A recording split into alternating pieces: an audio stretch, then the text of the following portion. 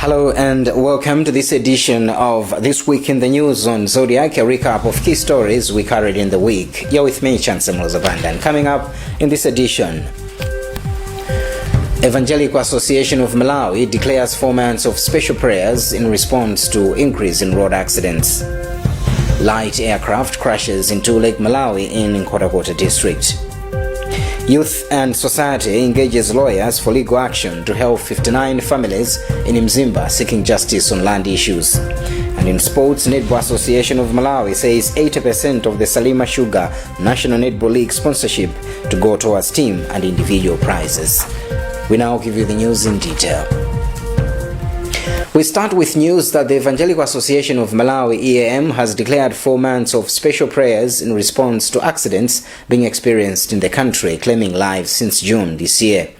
EAM General Secretary Reverend Francis Mkandawire says the association is concerned with the number of fatal accidents, hence asking Malawians to join hands in seeking God's grace through special prayers to run up to December 31. Spokesperson for the Muslim Association of Malawi, Sheikh Dinala Jabulika, has described the rate of road accidents and natural disasters as a sign of the wrath of God on the country. Imon Piringo has filed this report. A day after 2 tragic road accidents that claimed over 30 lives in Kasungu and Zomwe respectively, the Evangelical Association of Malawi says the accidents should serve as a wake-up call for the nation to seek God's intervention. General Secretary for the association, Reverend Francis Mkandawire, says this has become a worrisome trend this year and has asked all people to commit themselves to a 4-month prayer period for God to deliver the nation. He says the prayers that will run up to 31st December this year will also touch on the peaceful electoral process ahead of the 2025 polls and economic challenges that have rocked the country. We cannot continue like this, and we want God to intervene.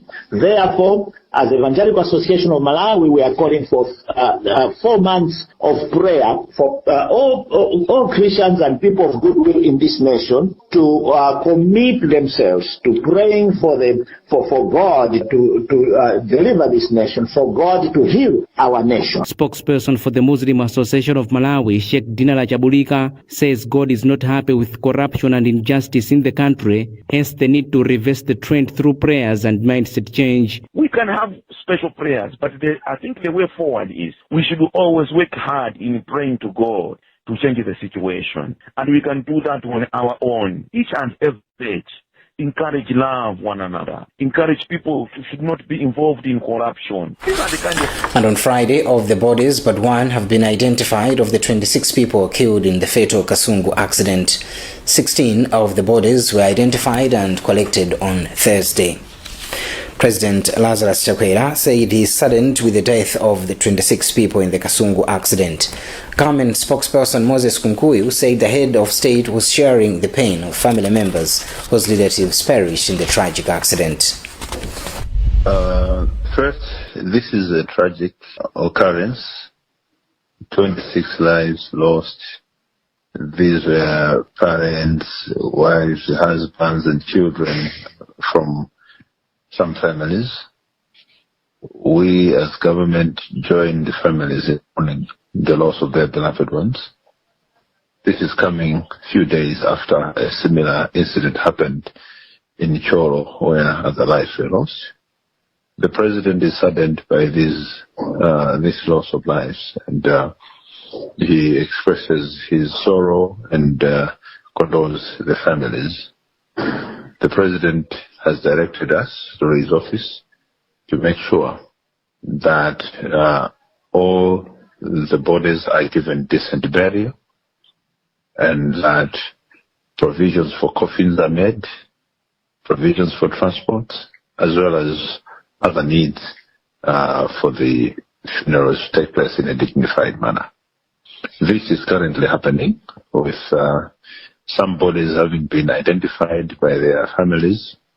Those ones have been given the requirements as guided by the president, and efforts are still ongoing to try to identify the other bodies. As you know, the incident, the way it happened, the bodies have been rendered very difficult to identify.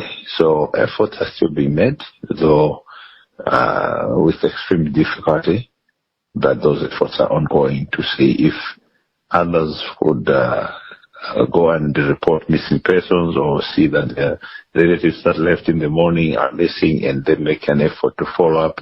Probably there could still be something that would lead them to identify their. Minister of Tourism Vera Kantukule said in the week government will ensure that an independent investigation is suited into the cause of the crash of a light aircraft which has claimed the lives of 2 tourists in Nkhani district. The minister said the accident is shocking but praised the support rendered by communities, government agencies and other players to the Dutch survivor.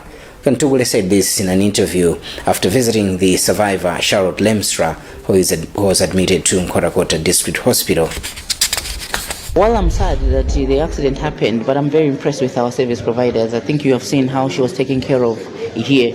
Malawi is a warm heart of Africa, and she tells me that from the crash site, the community, the way the community was coordinated to rescue them, the way people were mobilized to assist her and then take her to the hospital, and the way she was even received here at the hospital, everything, she's in awe of what people have done, or the services that have been rendered unto her. And I'm very, very happy and impressed with our services here at the Nkhani District Hospital, and also everyone, the staff that are working here, parks, our partners. I think you are aware that we are working with African Parks in terms of the Nkhani Game Reserve and all of that. So everyone, all the hands were on deck to ensure that we provide support that we could provide. And now I'm even hearing that even at the crash site, the communities have helped to ensure that we are retrieving the dead bodies, but also their luggage and the actual plane. So for me, this is what it is to be Malawian, and I'm so much very impressed. Malawi College of Accountancy has been hailed for beating the gender parity index in the number of students the college has graduated this year from its campuses. Speaking in Lilongwe during the graduation of 757 students from the institution, Education Minister Madalitso Kambauwa Wirima said she was impressed to learn that the institution has achieved 0.83% of the GPI, signaling equality in access to education. The minister says the development ensures sustainability of government efforts in actualizing the Malawi 2063 blueprint on human development. We are adding a pool of resources, we are adding a pool of skills, we are adding a pool of knowledge to the country. As you may be aware, in the country, we are also working a lot to align with Malawi 2063, and we cannot align with Malawi 2063 if we do not have a pool of resources that is knowledgeable and skilled. So this is very important all the time, very important for the sector of education, but also very important for the country. For all meaningful development to take place, you need people that have attained education, meaningful education actually at the level of higher education, be it the diploma, master's level, PhD level. So this is very good for us. This is very good as a sector, but also very good for the country. The institution's board chair, Joshua Chapomba, said they are expanding their operations to double the intake in response to the huge demand currently available in the major cities. Message from MCA, as you've already mentioned what the minister said about the gender. MCA, we are making sure that we are in line with what the government is pushing, the Agenda 2063, in terms of academic. But other than that, in terms of gender, we are also within the threshold. We're doing better, if you remember what the minister said. As a college, we intend to expand in terms of operations. There's a lot of demand for our services on the market. In Blantyre, our campus, there are more students than the campus can accommodate. As such, we are in the process of starting to construct extra space for classes, and in Nzuzu we have also expanded. We are moving to a new premises which will triple our intake in Nzuzu. So in the next year or two we plan to double our intake from the 3,000 that we have now. Currently, we could go up to 6,000. The Malawi Watershed Services Improvement Project, MWASIP, has disbursed approximately 5.8 billion kwacha in matching grants to 137 farmer groups and 48 agribusinesses in 7 southern region districts between 2023 and 2024 to boost the sector for economic growth.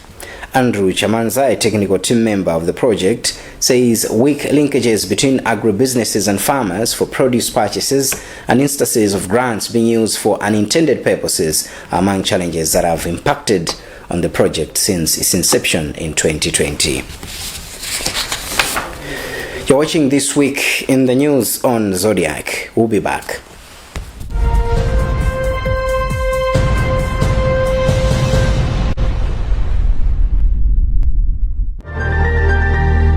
Welcome to Mantova Girls Academy International in Chipoka, Salima.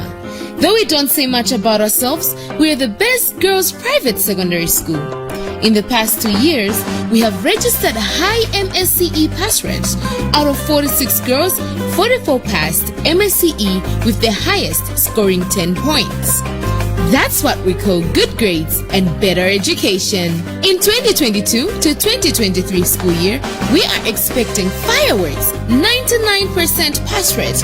We have quality hardworking teachers, good environment conducive for learning, laboratory, and best library.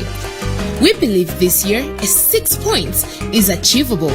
Send your daughter now to Mantova Girls Academy. For more information, contact the following numbers. Mantova Girls Academy International. Failure is no option. Life moves fast, and so should your packages. Say goodbye to waiting and hello to convenience with Post Courier, your go-to courier service. When you choose Post Courier, you're choosing speed, reliability, and peace of mind. I can always count on Post Courier for quick and safe deliveries. They never let me down.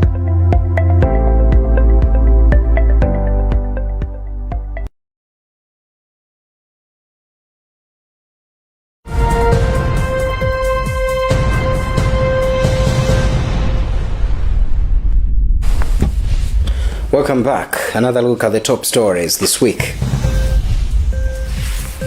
Evangelical Association of Malawi declares 4 months of special prayers in response to increase in road accidents. Light aircraft crashes into Lake Malawi in Nkhani district. Youth and Society engages lawyers for legal action to help 59 families in Mzimba seeking justice on land issues. And in sports, Netball Association of Malawi says 80% of the Salima Sugar National Netball League sponsorship to go towards team and individual prizes. The Democratic Progressive Party convention ended on Monday with delegates endorsing party president Peter Mutharika to represent it in next year's general elections. The delegates, among others, elected Joseph Mwanamveka, Bright Msaka and Alfred Gangata and Jabi Muhango as party's vice presidents for the South, East, Central and Northern regions. The party has also endorsed their new constitution. Kasim Aubi reported the story. The Democratic Progressive Party elective convention, which started yesterday, has ended this afternoon. Among others, during the 2-day conference, the party has endorsed President Peter Mutharika as its torchbearer for the next year's tripartite presidential elections, and the party has also elected new vice president. It has maintained some, but it has also elected a new vice president. Like in the southern region, the party now has a new vice president in the name of Joseph Mwanamveka, and in the central region, it has Alfred Gangata as its new vice president for the center. A number of positions have also been filled, and like the director of the elections, political affairs in the party is now Ben Kiri. Director of Women is now Mary Navicha. Several positions have been filled, but on the constitution, you remember that the party had a review of its constitution, and some of the new things new elements in the new constitution are that from 2029 the party will only be having one vice president, and the party is also has also introduced a system whereby its members will be required to contribute something like money to the party, according to one of those that were facilitating the review process. Charles Mhango, they have done this to make sure that the party does not depend much on or rather the party is sustainable in its way of doing things. So they have said that they have introduced that system whereby party members will be contributing a little something to make sure that the party sustain its activities. So several things have happened, but in the closing, chairperson of the convention steering committee, George Chaponda, said that the party president delegated him to speak, to deliver the closing remarks. And in the remarks, he only said that the president congratulated those that have won and them to make sure that they work extra hard to make sure that the party bounces back in power in 2025. So basically, that's some of the things that have happened here at the Comesa Hall. Youth and Society, with support from Southern Africa Litigation Center, has engaged lawyers to intervene and help 59 families around Lusangazi and Mzimba who feel were victimized when Malawi Housing Corporation acquired their land without following the land acquisition procedures. One of the lawyers, Counsel Victor Gondwe, says they are engaging MHC on the matter before they resort to legal proceedings. Waita Gondwe and Vincent Tembo of Lusangazi say apart from being unfairly compensated, they were not allocated a land for relocation and efforts to resolve the matter have failed. One of the lawyers, Victor Gondwe of John Tennyson Kawelo and Associates, said there was no proper assessment to determine a compensation money for these families as no evaluation of assets was done during the process when Malawi Housing Corporation was acquiring their land in 2016. Gondwe said with financial support from the Southern Africa Litigation Center, they have taken up the issue to ensure that the 59 affected families are fairly compensated according to laid down land acquisition procedures. He said in the meantime, they are engaging MHC on the matter to settle the issue out of court, but when this fails, they will commence legal proceedings. Our preference is to have the matter resolved out of court, and Malawi Housing Corporation have committed that they will come to have a discussion. The court option will only be after we are able to resolve the matter outside court through mutual understanding. We believe that's the best way forward. So we're giving it some 2 or 3 weeks to have those discussions and take it from there. Waita Gondwe and Vincent Tembo of Lusangazi said apart from being unfairly compensated, they were not allocated any land where they can relocate, and that efforts to resolve the matter have failed, hence their move to engage legal experts. Malawi Housing anati tengera marowa kosati ganizira kuti akati ikapati. Ndipo mukudandaula kwathu tili ndi madandaulo ambirimbiri, tikukhalabe ndithu ovutikira chifukwa sitikulima, sitikupangaso chitukuko china chilichonse, sitiyankhidwa china chilichonse, sitikulankhulidwaso china chilichonse kaya kuchokera kwa Malawi Housing kaya ndi aboma kutengera mbali kuti ifeyo akutithandiza bwanji, koma tikungokhala momangika, tikungokhala osadziwa kuti kodi chikutichitikira ndi chani. An independent valuer who conducted an assessment has determined that the sum of 790 million kwacha is needed if the 59 families are to be fairly compensated for approximately 34 hectares of land acquired from them in 2016. The Malawi Housing Corporation is yet to comment on the matter. For Zodiac, I am Vanan Nyirenda. Some communities in Kasungu North have expressed concern with delayed completion of infrastructure under World Bank funded ECOS project, which they say is denying learners access to equipment for science laboratories.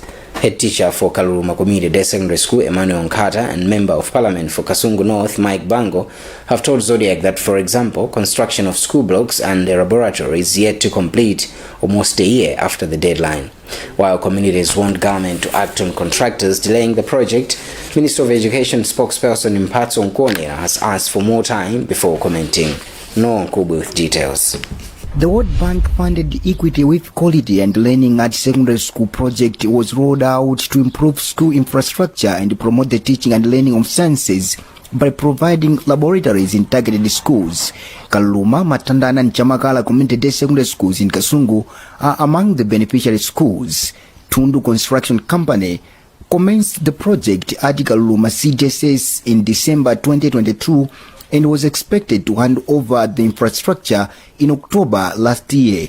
11 months down the line, the school blocks are yet to be fully completed for use. Headmaster for Kaluma Community Day Secondary School, Mr. Emmanuel Nkhani, has told Zodiac that they have lost hope as the project has stalled for some months. This project was supposed to be given to the community by 5th October 2023, and they failed. They pushed to 31st December, they failed. So really, it has made the system of education here not suitable for our students. Member of Parliament for Kasungu North, Mike Bango, has asked the Minister of Education to act with speed. So I'm disappointed, but I'm banking on the Minister of Education that they will terminate the contract and give this contract to another person who can finish the job in time. Tundu Building Contractors and Civil Engineering has attributed the delay as due to delayed arrival of imported finishing materials. Its managing director, Mr. Lamek Kondes, has promised to complete the project by September once the materials arrive. For Zodiac, this is Noah Nkubwi, Kasungu. Lilongwe District Council says empowering parents of children with disabilities is the only way that would help in ending invasion of children in the streets. The council's district social welfare officer, Derek Mwenda, said this in Nkhani at a graduation ceremony of 30 women on street business. Mwenda said empowerment of parents would see reduction in street kids in Lilongwe. So as a way of empowering them to provide adequate care or necessary care to these children, that's why they were trained. In fact, most of these families, they have a lot of needs that they are supposed to provide to the children.